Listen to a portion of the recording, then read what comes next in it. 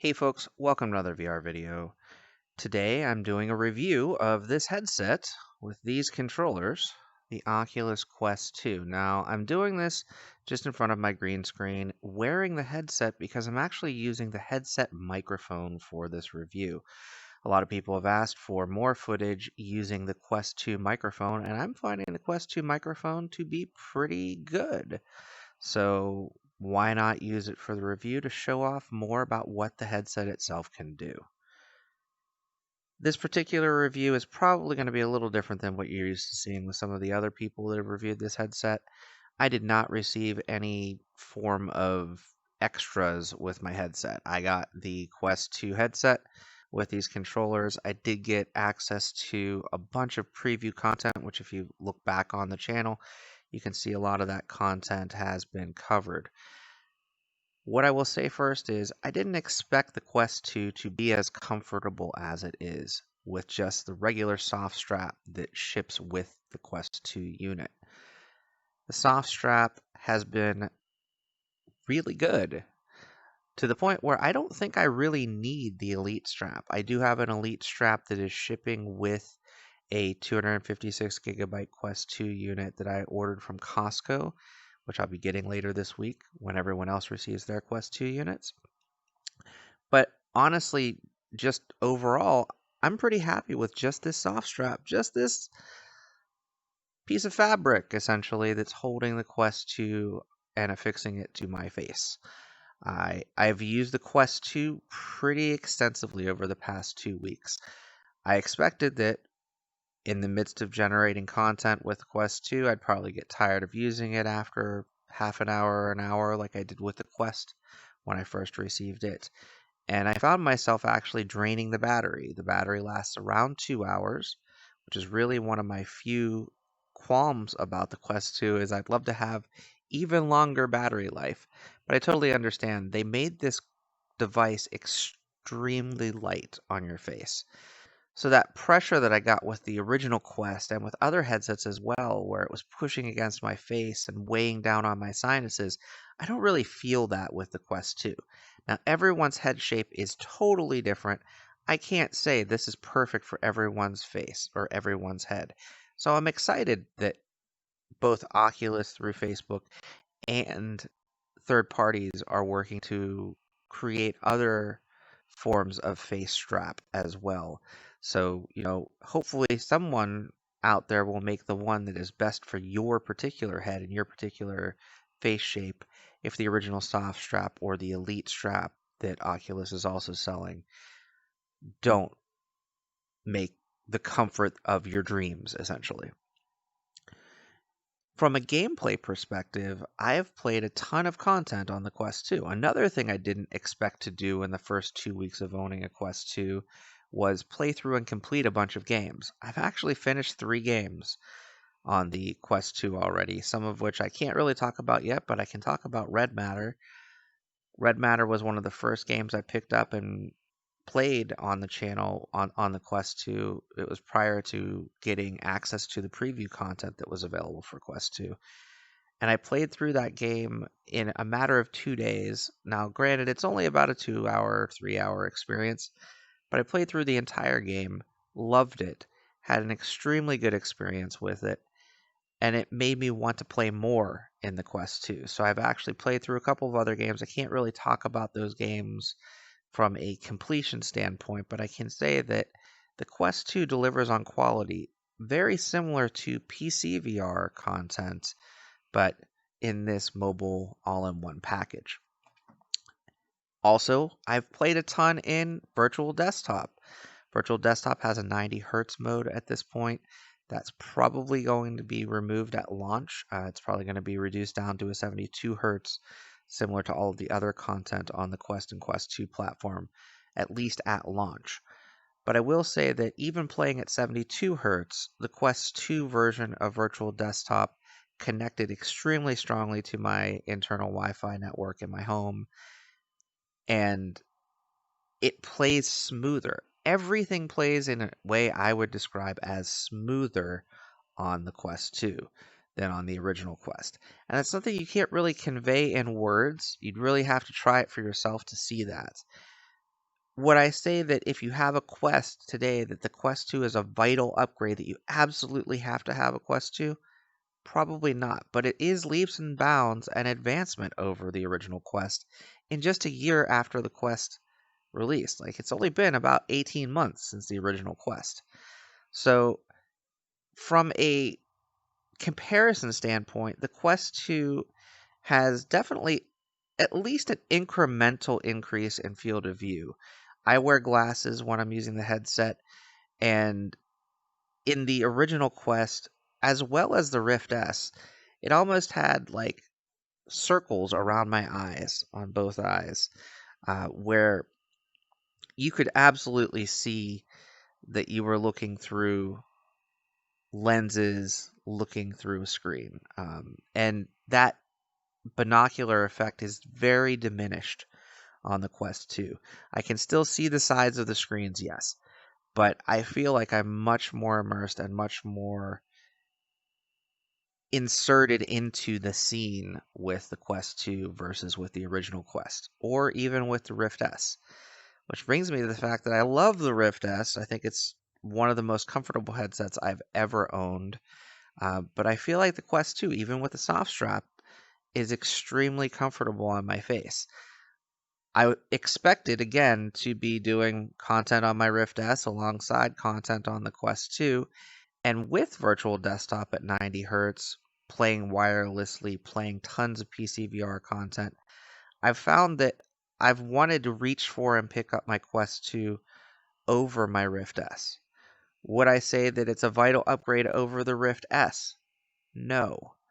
The Rift S is still going through a display port, so you still have a little bit more graphical fidelity. You still have a very stable connection with the Rift S. Whereas with the Quest 2, I've had very small moments of instability where it glitches out a little bit in virtual desktop because of Wi-Fi overload, or especially with the Oculus Link connection, if I used a USB cable for Oculus Link, after about 30 to 45 minutes, the link would basically, I almost want to describe it as timeout, where it would not work anymore through the USB port. It would kind of just freeze. So if you're in a high action game or you're playing something competitively online, you don't want your game to freeze.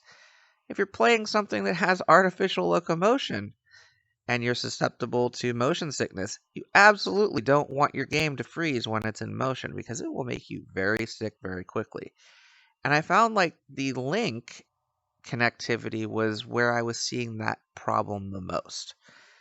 Virtual desktop in my particular setup, currently I am using a Wi-Fi 6 router, so it's actually delivering at 1200 megabits per second over a 5 gigahertz Wi-Fi connection.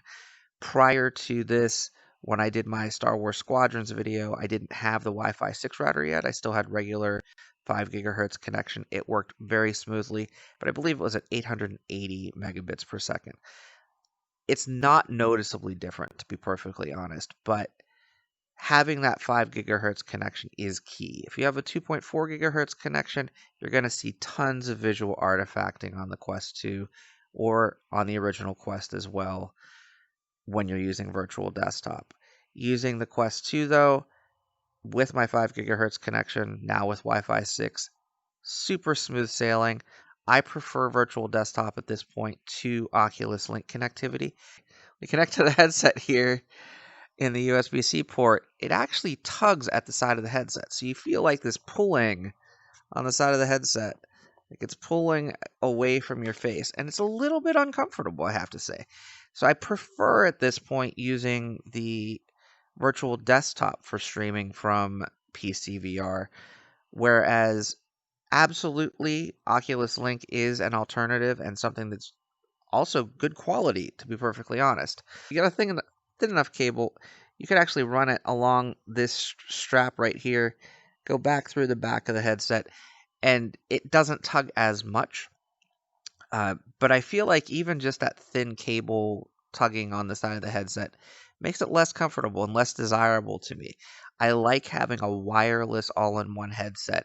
So I've found myself primarily using the headset as an all-in-one headset wirelessly. So either connecting wirelessly via virtual desktop or connecting wirelessly to play Quest-specific content. Um, it's played pretty much anything I throw at it, and it's played it very well. I've been really surprised at the performance, especially with new games like Star Wars Squadrons, which in the beginning, Star Wars Squadrons, before they patched it, was playing fairly badly, to be perfectly honest, on the Rift S. I actually got kind of motion sick playing on the Rift S, but playing on virtual desktop with the Quest 2 played super smoothly. I currently have a GTX 1070 in my laptop that I'm recording this on and that I played all of my content on thus far. And it plays super smooth. Any content that I've thrown at the headset has worked well. The graphical differences between the Quest and the Quest 2, even on Quest titles that haven't been updated yet, is noticeable. Is it, wow, oh my god, this is like a totally different game? No. These are still Quest ports. These are still games that were made for a mobile chipset. And what I can say again is they load much faster. The graphics are a bit better, a little bit sharper because of the image quality and the different screen that you're using in the Quest 2. The comfort of the headset is better. And everything just, again, feels smoother playing in the Quest 2. The other thing I'll talk about is these controllers. The controllers I have used extensively, sometimes 4 hours a day, 6 hours a day, and they still say that they are at 90% battery life after 2 weeks. Now, I'm using just the batteries that came with the Quest 2. I don't think they're magical, they're just alkaline batteries. But the power drain on the Quest 2 controllers is so minimal that I don't know, I could see myself going a whole month or a month and a half using it pretty extensively on a daily basis and not having any issues. Controllers feel great in my hands. When I first started using them, it took a little while to get reused to having this big circle right here for my hand to fit on, even though that's what I was used to with the original Rift CV1. It was kind of like relearning, like getting back on a bicycle after a while. I was back to preferring this particular style of controller. These ones have a little bit more weight to them. They feel a little bit better in my hands, but I will say if you have small hands, they might be harder to use because they're a little bit longer, a little bit more bulky than the original Quest. The next thing I want to talk about is the price point. This headset for $299 for the 64 gigabyte unit is the best value I can say you can get in a headset today. It gives you everything you would want in a headset, especially if it's your first virtual reality headset at an under $300 price point. What I will say is the Quest 2 is the headset I would recommend at this point for both standalone VR and PC VR. It's remarkable what Facebook Reality Labs has put into this particular headset, and I can't wait until others have the experience later this week of opening up the box and putting it on their face for the first time and seeing what's different in this particular unit. I will say that there are games at this point that are around 10 gigabytes that are going to be shipping soon, and that can take up a lot of space on your headset. So if you're looking specifically at a standalone system that you're planning to use as a portable device like you would a Switch or a Game Boy Advance or a Nintendo DS or what have you, and you're using this as a console, as a standalone device, I'm leaning toward recommending that you get the 256 gigabyte model. Otherwise, while there are really good, robust cloud sync features, like a lot of my Quest content, when I loaded it up for the first time on the Quest 2, my save also carried over with it because of cloud sync. You're still going to be installing, playing through, uninstalling, installing new content. And it gets to be tedious on a 64 gigabyte unit if you're using it solely for standalone content. If you're primarily going to be using the Quest 2 either with Virtual Desktop or Oculus Link and using it as a PC VR headset, the 64 gigabyte model is perfect for that. You don't really need a whole lot of space on board. If you want to play a few games or you're only planning to get a few games, some people only are planning to play specific titles on the Quest 2. If that's the case, the 64 gigabyte model is perfect for you.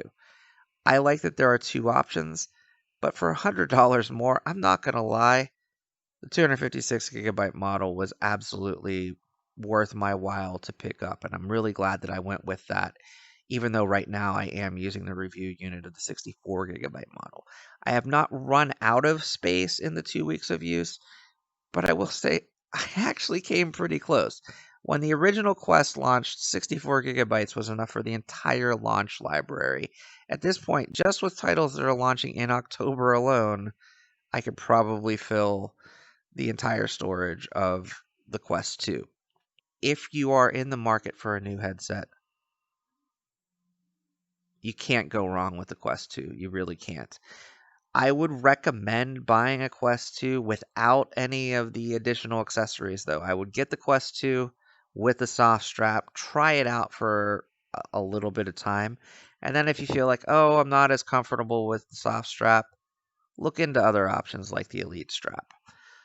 Battery life, again, only being 2 hours, that could be a problem for some folks. So the Elite strap with the battery attachment that comes with the Quest 2 case for $129 may be a good option for folks that want to play longer than 2 hours in headset at a time. I actually have a battery bank. I have a couple of them. The VR Power works with the Quest 2. I have not attached it to the back of the strap yet because I feel like that might actually make it a little bit more off balance, but I have used it kind of just dangling at my belt strap, and it's worked fine, the same as it does with the original Quest. But using any type of other external battery pack can extend the battery life as it does with the Quest or with the original Oculus Go for that matter. And the original Quest case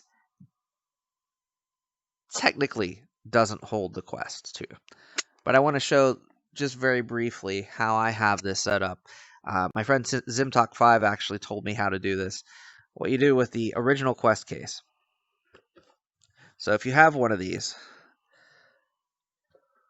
now I have a link cable in the case right now, but this little tray I actually had to cut out. I still use it in the case, but if you put the controllers on top of the tray the way that it was originally designed in the case, they stick out and you can't zip up the case. You can't use the case at all. But cutting this tray out, I have plenty of space for these two controllers right here.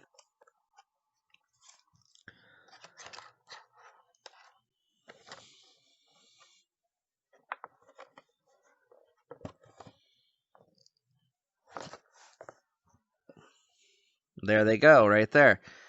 And it totally works at this point for holding the Quest 2 with the soft strap and the controllers. What I tend to do is I keep it like this, then I'll put this little tray. This is really awkward to do backward like this because I'm actually holding it like this. Put the little tray on like that, then put the case down, and then it'll zip up right here. The Quest 2 itself will fit in the front. I also kept the little, there's a little warning, move the lenses left or right for the IPD adjustment. I kept that as my lens cover. So if you already have the original Quest case, those little modifications, if you're just keeping the soft strap, work great. For this particular Quest, this is how I'm going to be using it in the future, and it works wonderfully. I've stored my Quest 2 like that since the ZimTalk 5 told me how to do that. It works great. I would recommend getting the new soft shell case if you don't have a case for the Quest 2 and you're purchasing a Quest 2, of course. If you have an original Quest, should you upgrade to the Quest 2? This is a tough question. If you're primarily playing Quest content, there are definitely distinct advantages to using it on the Quest 2. Like I said, things just feel smoother. It feels like a more polished platform. I would liken it to moving from the Oculus DK2 to the Oculus CV1. Could you play the content when the CV1 launched on the DK2? Absolutely. Could you have very similar experiences? Yes. But everything was just a little bit more polished. Everything was just a little bit better. It's $299 additionally, though. Times are hard at this time. If you don't have the money to spend right away, it's not an immediate need to upgrade. You can play all of that Quest content. You can play all of the content on Oculus Link. You can still play via virtual desktop like I described. It's not going to be as smooth or as snappy an experience, but it's still a great experience on that device. From a comfort perspective, I absolutely enjoy the Quest 2 over the original Quest, especially when you're thinking about the stock strap that comes with the Quest. From a resolution perspective, there's a bump. FOV has a bump. The speed of loading things and playing games is improved on the Quest 2. It's a lighter headset than the original Quest. Everything about it, I would absolutely say, has improved over the original device, with the exception of black levels, which I don't really care so much about because the color is much more vibrant and much better inside this device. The screen in the Quest 2 to me has been fantastic. I will say yes, there's a little bit of lightness to blacks because it's not an OLED display. It is a single display solution as opposed to two displays. So for some folks, if you don't have an optimal IPD, might not be as good as the original Quest. But every other part of this device feels like an improvement. And I have an IPD of 63.5, which is pretty average. I have a head shape that is pretty average. So for me as an average consumer, this device is a true winner. And it's something that I'm going to be sticking with for quite a while. I hesitate to say that it's going to be replacing my other headsets for PC VR because I really love using the Rift S. It's definitely not as good of a solution, especially in the audio category, as the Valve Index. It doesn't have index style knuckles controllers, so there's an advantage to having an index still. It doesn't have the library that's available on the PlayStation VR, so there's an advantage to having a PlayStation VR still, even many years down the road. I think we're 4 or 5 years into the PlayStation VR library at this point. But if you're looking for your first VR headset, there's nowhere else I would turn than the Quest 2 at this point. It's a fantastic device. I'm looking forward to seeing what other people experience with it. And all I can really say is I'm not one to really get hyped, but the hype is real with this particular device.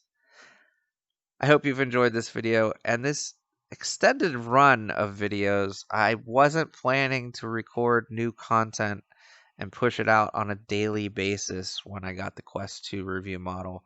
But I've been excited to experience and play content, and people have been excited to see it. So I hope you've enjoyed this extended run of Quest 2 coverage. I will be continuing that over this next week, but once we reach launch, I'm probably going to be scaling back to my original plan of having just videos on Monday, Wednesday, and Friday with occasional other videos when embargoes expire or when I find something else that really grabs my attention. If you have any questions about the Quest 2, feel free to leave a comment. I will be happy to answer as many questions as I possibly can. Until next time, get out there and enjoy some VR for yourself. If you've got a Quest 2 shipping to you, you're going to love it. Thanks for watching, and I'll see you next time. Bye-bye now.